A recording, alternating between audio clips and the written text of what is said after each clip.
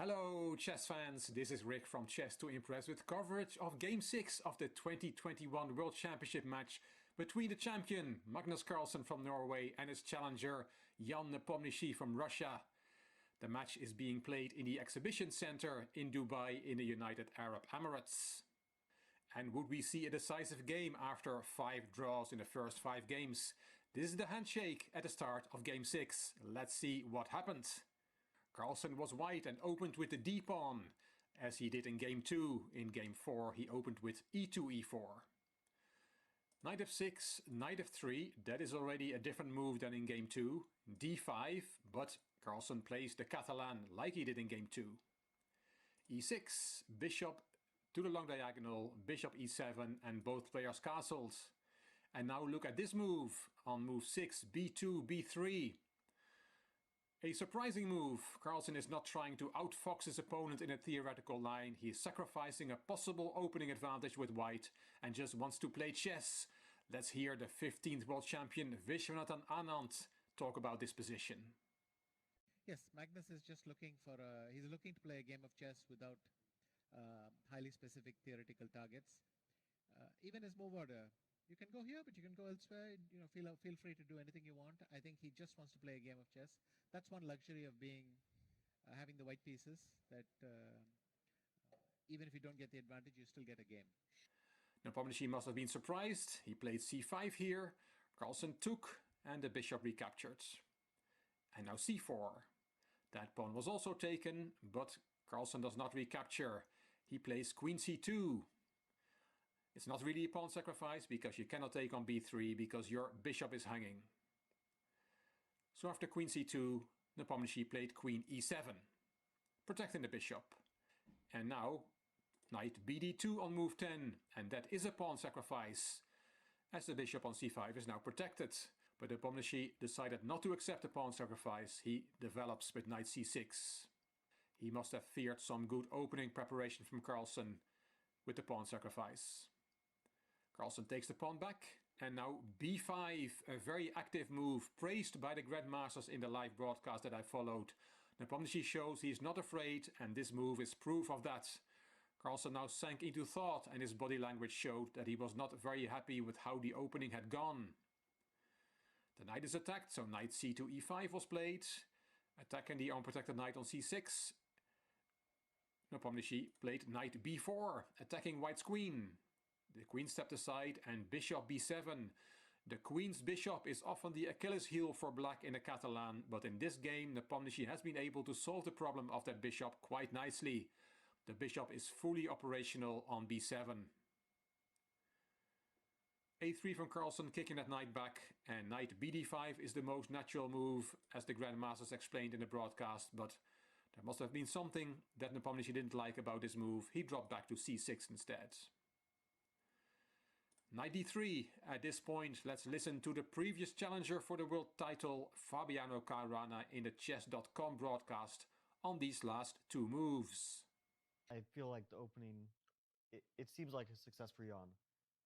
Now they've, sort of equalized or close to it on time. Yep. That's a good sign for Ian. The position is roughly level. I think that we're going to see knight d3 here, though. If Magnus doesn't play knight d3, I don't imagine any sort of hope for an advantage for him. Right. At least you keep that knight on d3, and importantly, the knight on c6 is at least still blocking the bishop on b7. You'd rather keep the knight there rather than trade it off for a piece which doesn't block any of your own. Like the knight on d3 is simply a good piece. It doesn't get in the way of any of white's pieces. It also gains a tempo, Right. in a sense, because black doesn't want to give up that bishop or trade off that bishop on c5 for the knight on d3. Black does not want to part with the bishop pair, so Nepomniachtchi dropped back to b6 with the bishop. Bishop g5, pinning the knight on f6, rook fd8, and look at this move. Bishop takes f6, voluntarily giving up the bishop pair. White gets a damaged black pawn structure on the king side in return. You can take back with the queen, and then after queen takes, g takes. This is also fine for black. But Nepomniachtchi decides to take on f6 with the pawn. He decides to keep the queens on the board. White's queen on b2 is a bit awkward, and there's no danger for black that white will attack his weakened king anytime soon. So g takes f6 is also perfectly playable. Rook a to c1 from Carlsen, and let's check in with Grandmaster Peter Svidler on the Levitov Chess World broadcast. But yeah, this is a very interesting moment in the game because we suspect this isn't bad. I have a feeling this cannot really be all that horrible for black at all, but this is kind of trying to equalize, and e5 is trying to play for all three results. So we were hoping for e6, e5, but Nepomniachtchi chose the more solid option with knight d4. That knight was taken, bishop recaptures, attacking the queen. Queen stepped aside, white's queen is now completely out of the game. The bishops were swapped on g2, and a check. You can play f3 here, but then bishop e3 is a bit awkward for white. So after the check, the king just dropped back to g1. Queen e4, active play from black, and queen c2, bringing the queen back into the game. Black has a bit more space, but can't do much with that. The position is in the balance. At this point, Carlsen had 56 minutes left on the clock, and Nepomniachtchi had 40 minutes till move 40. We are on move 23. Here, rook a to c8 is possible, but as Anand explained, then white will happily give the queen for the two rooks, like this. King g7 and rook back to c2, and this is okay for white. In the game, Nepomniachtchi decided against rook a to c8, he played a5. Rook f to d1 and king g7, stepping out of any potential back rank checks. Rook d2 from Carlsen played after a long think. Rook a to c8, and now we see the queen being given up for the two rooks, like we saw in that previous variation. Queen d5, attacking the pawn on b3. Don't think you can play knight f4, attacking the queen, because there is bishop takes f2 check, a little tactic. Check, and the rook on d2 is unprotected. That would be a blunder. After queen d5, Carlsen played b4, a4 and e3, kicking the bishop. Bishop e5 and h4. Nepomniachtchi played h5, both players got very low on time here. King h2, this is move 31, and the time control is on move 40. And the chess world got somewhat excited here. Let's listen to Grandmaster Rana. This is super exciting because Magnus is playing for a win here. Yeah. With his last two moves, h4 and king h2, he has broadcasted that, and his only problem is time, and that will make Jan think, well, maybe I'm also have some chances to win because he'll see that clock. It's a very difficult position. Bishop b2 was played on move 31 by Nepomniachtchi, and it is a bad move. Not because you can take that bishop, because the rook is still unprotected, and taking with the rook is just a swap, because black can take the knight. But after bishop b2, there is rook c5 attacking the queen. Queen dropped back, and now there is rook c to c2. And that is a winning move, or at least white will have great winning chances after this move. Carlsen did not find it. He played rook d1 instead, and that move is difficult to understand. After rook c to c2, this winning move, what does it do? Well, it's attacking the bishop. It's defending the rook on d2, which is crucial, so that the knight can play. The rook on d2 is no longer unprotected. Retreating moves like this are difficult to find, even for a world champion. Let's look at one variation. What if black takes on a3? Well, then there is knight f4, and white is going to attack black's king. That is the point of rook back to c2.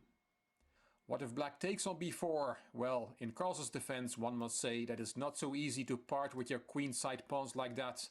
If white's attack is not as strong as it appears to be, then white will be in trouble. But rook d7 is very strong, and white's kingside attack is quicker than black's queenside pawns running through to queen. The next move for white will be rook c to c7, and the black king is in big trouble. So all this after queen d6, and then rook back to c2. But rook d1 was played by Carlsen, not a good move. In time trouble. Nepomniachtchi took on a3, rook takes b5, queen d7 attacking the rook on b5, rook dropped back. This is move 35, Carlsen had 2 minutes left, and Nepomniachtchi 4 minutes to reach move 40, and there was no increment. Black played e5, rook c2, And here you can take on b4. That is a good move. The bishop cannot be taken as that knight is still pinned like this. So bishop takes b4 is a very strong move here, and black has winning chances, but Nepomniachtchi missed it. He played queen d5. And now Carlsen finds the right idea. Rook d2 d2 on pinning the knight, and also covering the a2 square with both rooks, which will be important if things get out of hand and black will push his a pawn. Then the pawn will never be able to get to a2. The bishop cannot never cover that square, and once you cover it with the two rooks, the a pawn will not be able to get through. Nice move, rook to d2. Queen b3, rook a2, e4 attacking the knight, knight went to c5 attacking the queen, and the queen took the pawn. And here on move 40, rook d to c2 is a very strong move, possibly a winning move. It's freezing black's pieces, that is the point of that move. The bishop and queen cannot play. If the queen plays, then the bishop on a3 is lost. So you can only play with your pawns, for example f5, then knight takes a4, queen takes a4 and rook c3, and that's winning this bishop. The bishop is pinned, and then white will have great winning chances, ganging up on black's pawns with his rooks, and black's chances for a perpetual check against white's king are not great with this pawn formation. So after queen takes b4, rook d to c2 would have been a very strong move on move 40. But Carlsen did not find that move and took straight away on e4. He only had seconds left for that last move before the time control. And now Nepomniachtchi only had a handful of seconds for his 40th move, and he played queen b3.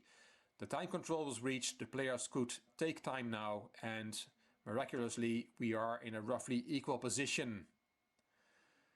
Rook a to c2 from Carlsen, and Nepomniachtchi dropped the bishop back to f8, making room for the a pawn.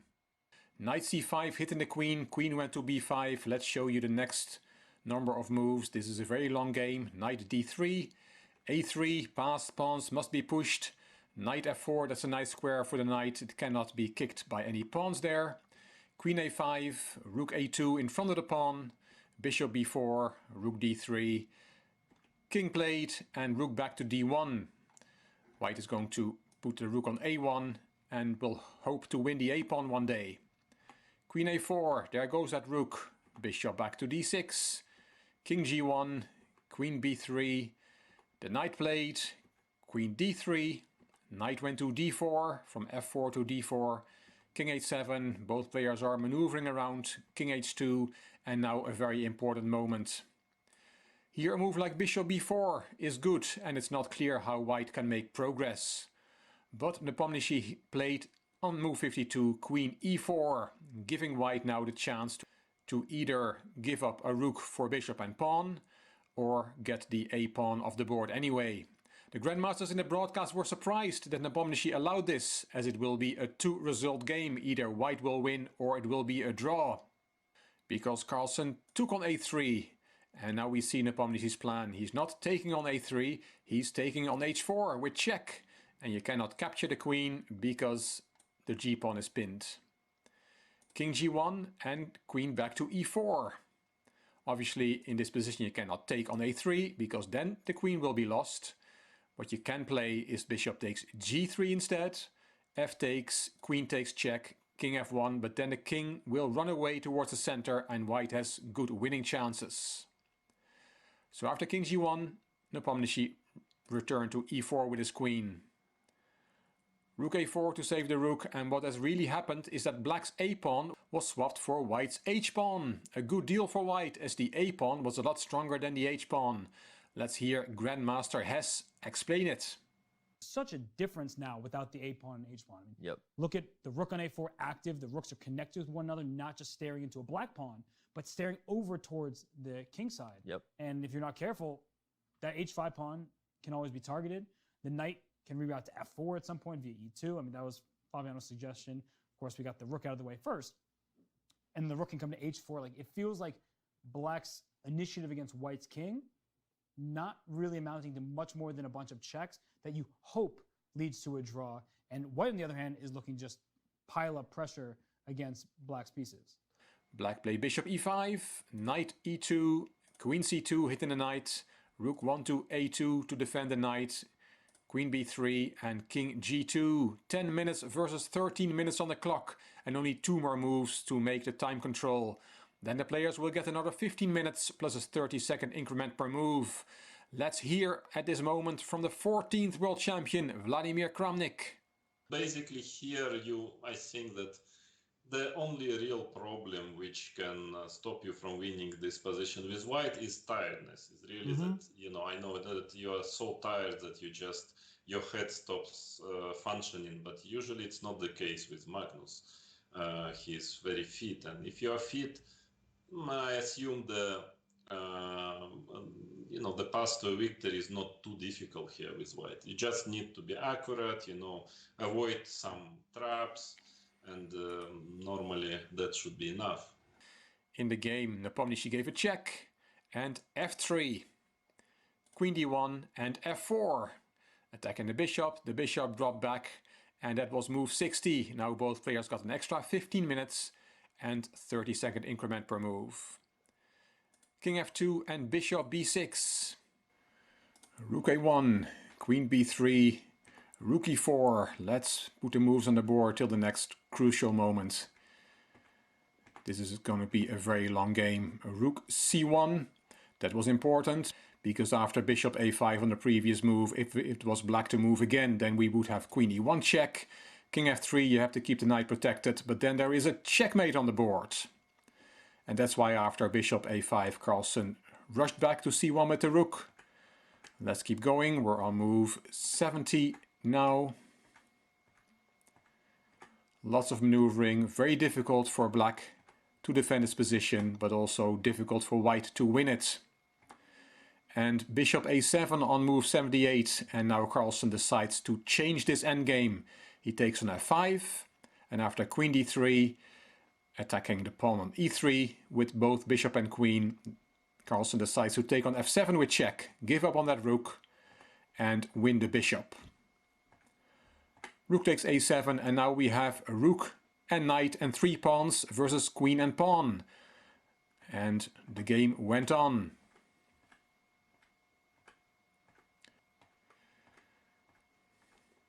Yeah, but just keep going. There are too many moves to comment on.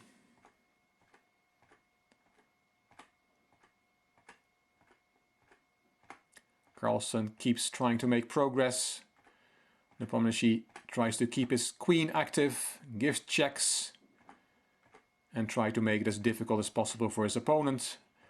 Objectively, the game is a draw, but this is a fight between two humans, and after e4 on the 110th move, we see finally a pawn push, resetting the move counter for the 50 move rule.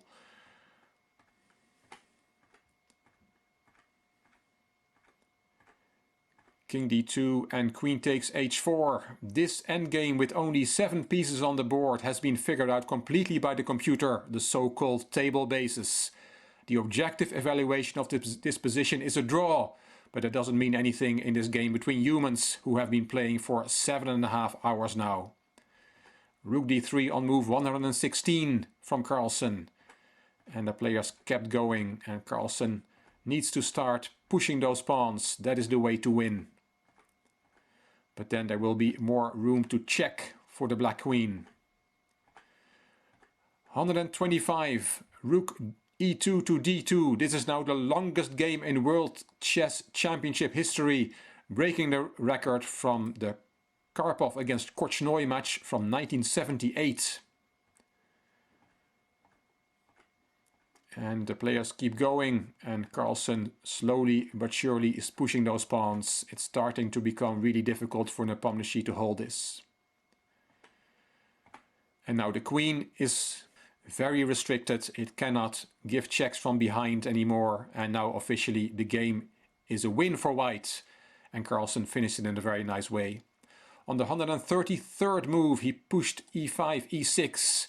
Does it blunder the rook? Not really, because there is a knight check, winning the queen and winning the game. So even after 133 moves, Carlsen is very sharp tactically. Of course, Nepomniachtchi saw this as well. He played queen g6, rook f7, And if you now take on e6, then there is again a knight fork.